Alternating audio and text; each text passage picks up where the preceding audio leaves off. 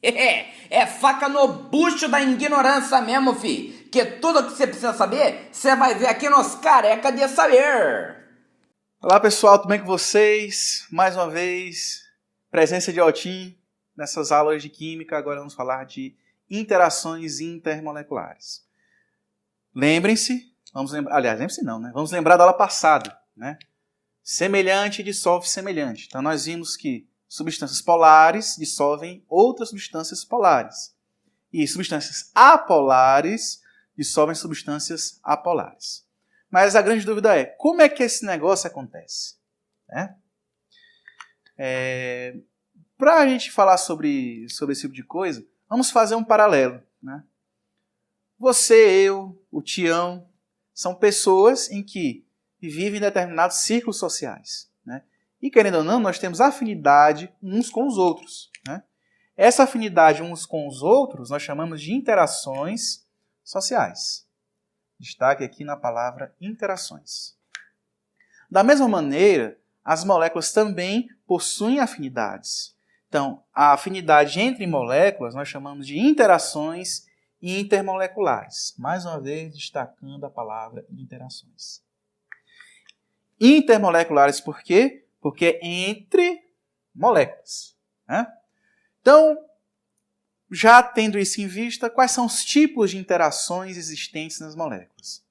Como a gente já sabe, como nós já sabemos, existem moléculas que são apolares e moléculas que são polares. As moléculas apolares, ela tem um tipo de interação chamado dipolo induzido. Aí você pergunta, gente, molécula polar tem dipolo? Com certeza. Mas é um dipolo que não é tão rápido, não tem uma duração tão longa quanto tem, por exemplo, um dipolo permanente. Nós vamos ver isso com detalhes daqui a pouco. Então, observe o seguinte. As moléculas apolares ela possuem, sim, dipolo, mas é um dipolo induzido. Então, nós vamos ver daqui a pouco o que significa isso. E as moléculas polares? Tem dois tipos de interações. Dipolo permanente e ponte ou ligações de hidrogênio, né? Querendo ou não, a gente pode resumir as interações intermoleculares somente por dipolo. Mas, por uma questão didática, para entender melhor, nós dividimos isso em induzido e permanente. Agora, o que tem a ver o induzido e o permanente? Tem a ver com as propriedades químicas da molécula. Então, vamos ver agora o exemplo de moléculas apolares e moléculas polares segundo essa classificação. Vamos falar agora das interações de polo induzido, né? Como nós falamos anteriormente, as moléculas apolares é que sofrem esse tipo de formação de dipolo. Vejam só, dipolo induzido, ou seja, há uma indução de formação de polos. Vamos pegar o exemplo do iodo molecular, que são duas moléculas de iodo, aqui uma e aqui a outra. Relembrando nossa aula passada, como nós temos dois átomos iguais que fazem parte da mesma molécula, nós não temos diferença de eletronegatividade. Portanto, não há deslocamento da nuvem eletrônica. Só que, o que acontece quando a gente aproxima essas duas moléculas? Quando há aproximação das duas moléculas, acontece o seguinte, acontece a formação de dipolos. Mas esses dipolos são causados por uma indução quando eu aproximo as duas moléculas. Por isso nós chamamos essa interação de dipolo induzido. Por quê? Os polos são formados porque nós forçamos a formação desse dipolo. Observe que, da mesma forma que no dipolo de uma molécula polar, também existe a formação de uma carga parcial positiva e negativa. Então, mais uma vez, não é que a molécula seja polar. Aliás, não é que a molécula seja polar. Ela pode formar dipolos, mas numa situação diferente da situação natural. Quando a gente aproxima as duas moléculas, pelo dipolo induzido, formam-se os polos na molécula. Evidentemente que o positivo vai atrair o negativo, que isso tem a ver com as nuvens eletrônicas. Muito bem. Se existe um dipolo induzido, logicamente, ou pela lógica, a gente pode entender que existe um dipolo permanente. Ou seja, um dipolo que sempre vai existir, independente da aproximação ou não da molécula. Isso acontece aonde? Nas moléculas polares. Tá? Vamos pegar o exemplo do ácido clorídrico. A gente sabe que o cloro é um átomo mais eletronegativo que o hidrogênio. Então, ele vai formar polos positivo e negativo. Positivo no hidrogênio, negativo no cloro. Observe vocês que, ao contrário do dipolo induzido, o dipolo sempre vai acontecer, porque eu tenho uma molécula que tem uma maior eletronegatividade. Então, veja, se as moléculas apolares interagem entre si por dipolo induzido, né? Ou seja, quando a gente aproxima as moléculas, formam-se dipolos e os dipolos opostos se atraem, aqui vai acontecer a mesma coisa. Só que o dipolo vai ser sempre existente, sempre vai estar lá. Não vai ser preciso aproximar uma outra molécula. Então, se eu colocar uma outra molécula de HCl do ácido clorídrico, formando um dipolo positivo e negativo, com certeza vai haver o quê? Uma aproximação do dipolo positivo com o dipolo negativo. É isso que a gente chama de interação. Então, a interação das moléculas apolares é por dipolo induzido. A interação entre moléculas polares é pelo dipolo permanente. Dipolo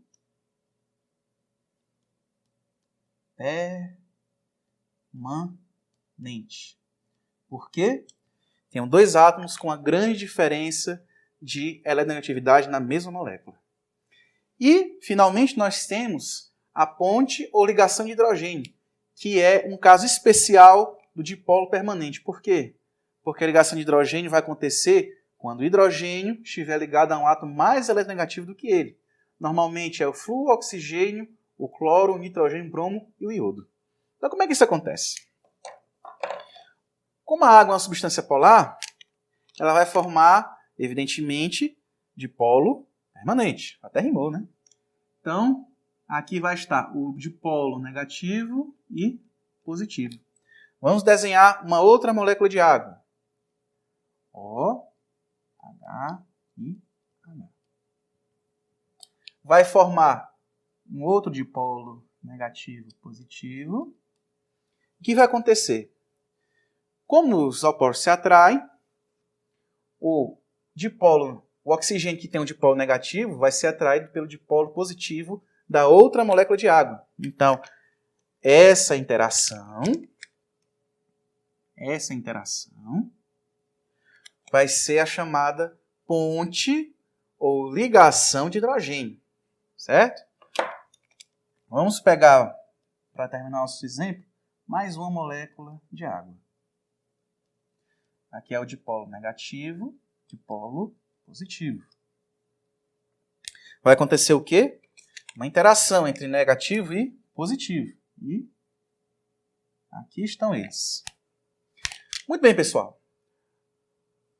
A forma de interação, principalmente nos compostos moleculares como água, amônia, sulfeto de hidrogênio e tantas outras, a forma de interação entre essas moléculas vai interferir diretamente nas suas propriedades físicas, como, por exemplo, ponto de fusão e ponto de ebulição. É isso que a gente vai ver agora. Simbora pro bar. Aí, levanta. Muito bem, pessoal. Vamos agora falar de uma relação de uma das propriedades físicas da matéria, que é o ponto de ebulição, com as interações intermoleculares. Então, vejam só. Entre moléculas semelhantes, quanto maior a intensidade, ou seja, quanto mais forte for essa interação, maior vai ser o ponto de ebulição. Então, vejam só. Existe uma sequência, uma ordem crescente nessa tabelinha de interação. Então, a gente sabe que o dipolo induzido é a interação mais fraca que pode acontecer entre moléculas, enquanto que a mais forte é a ligação de hidrogênio. Então, veja só, dipolo induzido é mais fraco que dipolo permanente. que, consequentemente, é mais fraca que a ligação de hidrogênio. Então, quanto maior for a interação, ou seja, a força, a intensidade dessa interação, maior vai ser seu ponto de ebulição. Vamos ver o caso dessa sequência de 3 hidretos. Nós temos água, sulfeto de hidrogênio e seleneto de hidrogênio. Se vocês observarem, se a gente olhar de cima para baixo, a gente vai ver que vai existir uma diferença decrescente de eletronegatividade. O oxigênio é o mais eletronegativo e o selênio vai ser o menos eletronegativo. Porque, vamos lembrar da nossa aula de propriedades periódicas. A eletronegatividade cresce de baixo para cima nas famílias. E nós estamos aqui na família dos calcogênios. Então, a recíproca é verdadeira. Se eu desço nas famílias, a eletronegatividade diminui.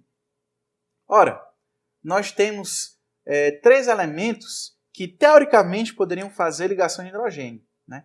Um deles, certamente, é a água. Porque nós temos oxigênio na sua composição. A seguir, nós temos o enxofre, que é o S, e em seguida o selênio. Então, o que a gente primeiramente observa? Que existe uma diminuição da eletronegatividade. E a gente viu que as ligações de hidrogênio têm a ver com a diferença de eletronegatividade do átomo ligado ao hidrogênio. Então, quanto mais eletronegativo, mais intensa vai ser a ligação de hidrogênio. Então, qual seria, nesse caso, digamos assim, a sequência de ponto de ebulição? O seleneto de hidrogênio ele tem um ponto de ebulição menor que o sulfeto de hidrogênio e tem um ponto de ebulição menor que a água.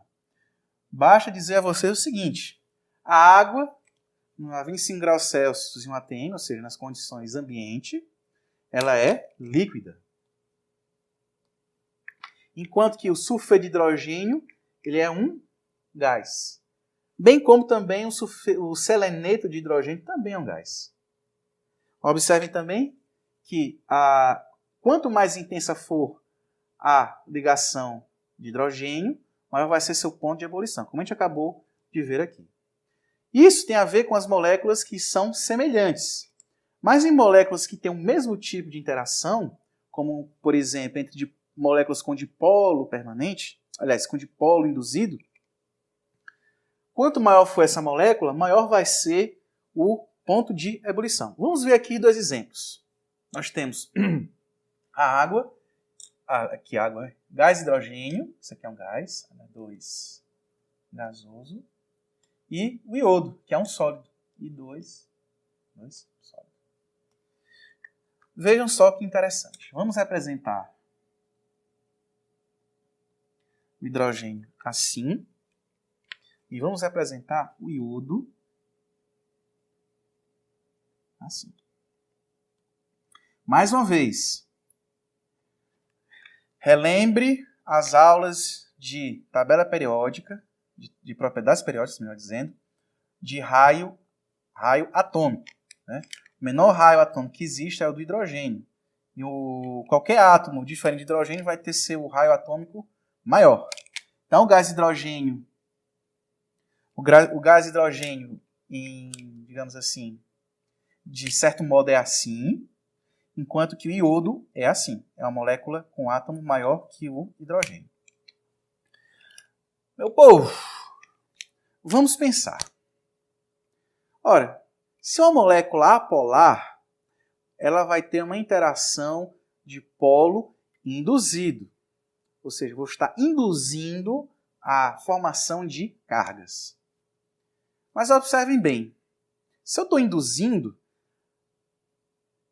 a formação de cargas, vai existir uma coisa chamada área de contato.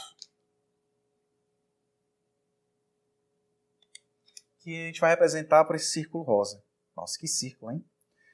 Então, essa região rosa a gente chama de área de contato. Área de contato. A área de contato tem tudo a ver com as interações de polo induzido. Então vejam só.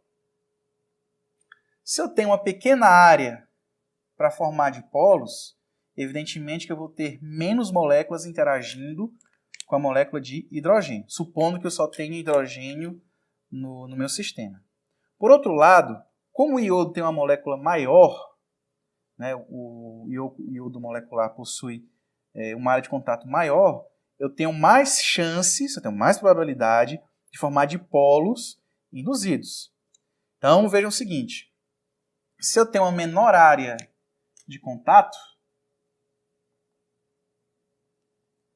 eu tenho uma menor formação de dipolos induzidos. Ao contrário, se eu tiver uma área maior,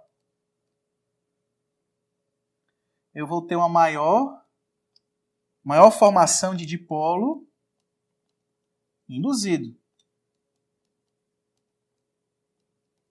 Se a gente considerar que a molécula possua uma área de contato, uma área superficial, essa área superficial vai ser determinante para a intensidade da formação do dipolo induzido. Portanto, quanto maior for a molécula, maior vai ser sua área de contato. Se maior for sua área de contato, maior vai ser seu ponto de ebulição. É por isso que o hidrogênio ele é um gás, o ponto de ebulição dele está para menos de 200 graus Celsius, enquanto que o iodo, em condições ambientais, ou seja, a gente colocar a molécula de iodo aqui, ela vai ser um sólido. Muito bem, pessoal. Para finalizar nossa aula, vamos falar na prática como acontece a maioria das nossas interações no dia a dia.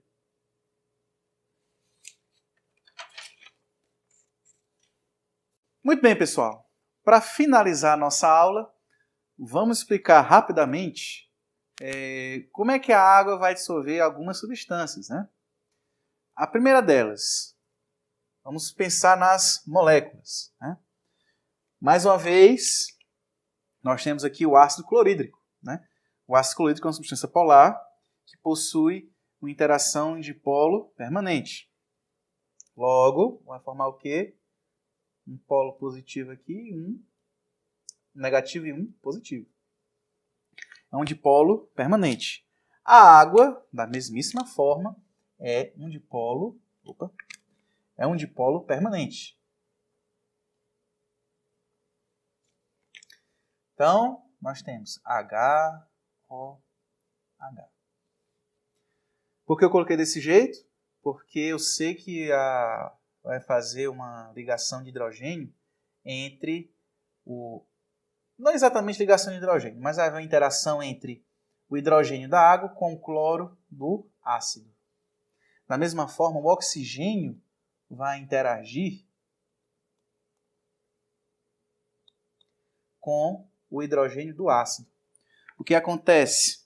Acontece exatamente a ionização, que nós também já falamos nas aulas anteriores. Então vai formar o quê? Vai formar H+, ou seja, liberação do próton com a formação do íon cloreto. Isso em solução. Mas uma outra forma de representar o íon H+ em solução é através do íon hidrônio, que é o H3O+. H3O+.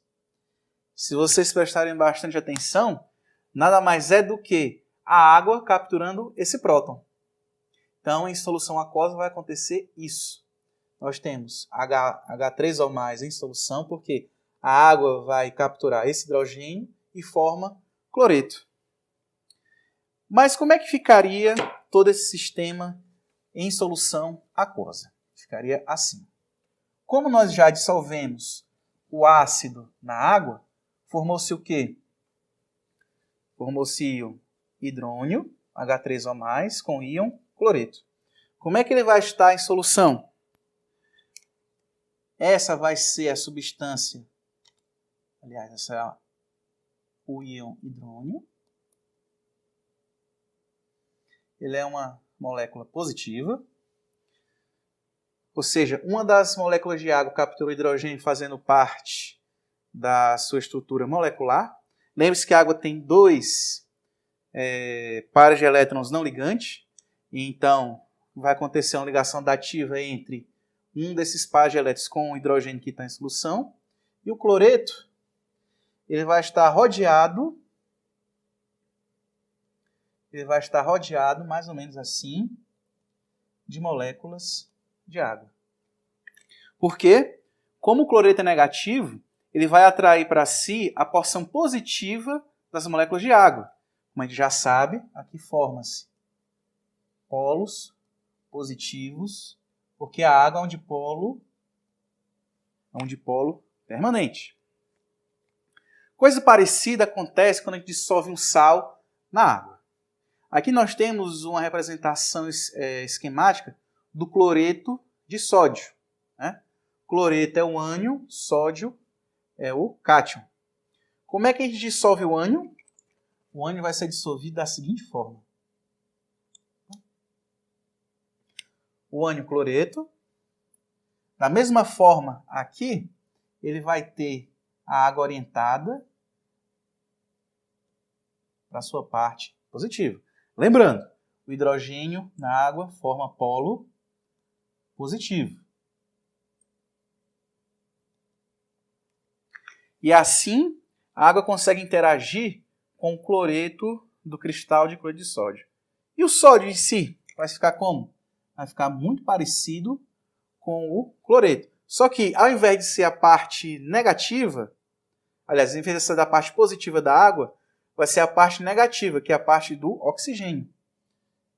Logo, a gente vai ter isso daqui.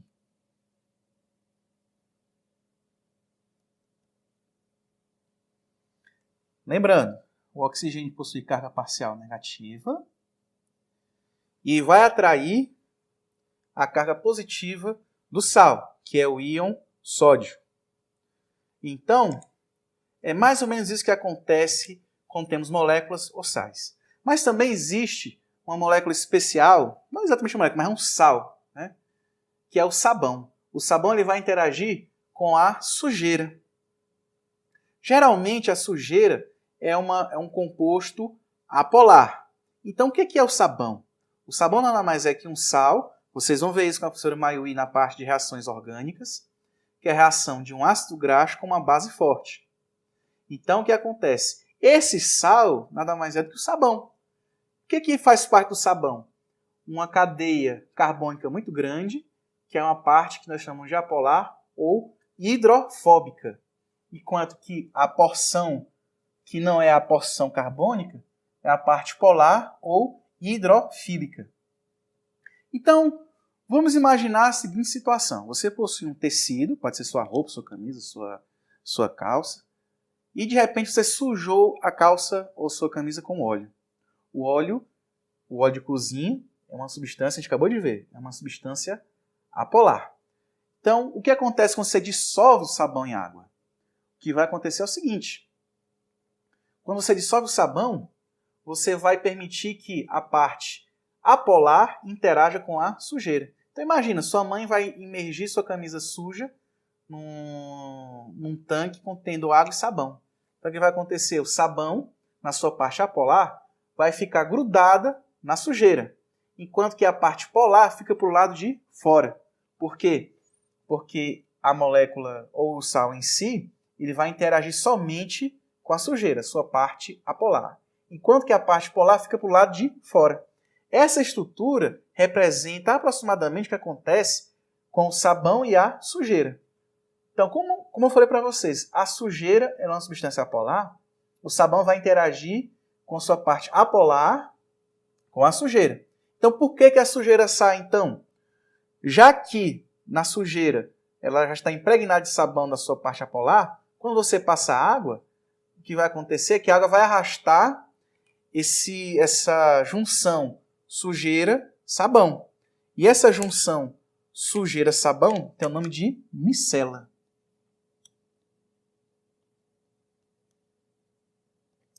Portanto, a micela é uma estrutura esférica em que a parte polar fica para fora dessa micela, enquanto que a parte apolar fica pela parte de dentro. Na parte de dentro vai ficar a sujeira. E quando a água é passada nessa região que está suja. Evidentemente, quando suja, a gente passa sabão para limpar. E quando a gente faz o enxágue, né, a gente passa água, não tem mais o óleo lá. Por quê? Porque o sabão removeu, né, interagiu com a parte apolar, e a água que veio, né, interagiu com a parte polar do sabão e arrastou a sujeira. Então, em resumo, é isso que acontece. Muito bem, pessoal, aqui a gente termina a nossa aula de interações intermoleculares. E na próxima aula vamos falar sobre funções inorgânicas. Até lá. E estudem, negado.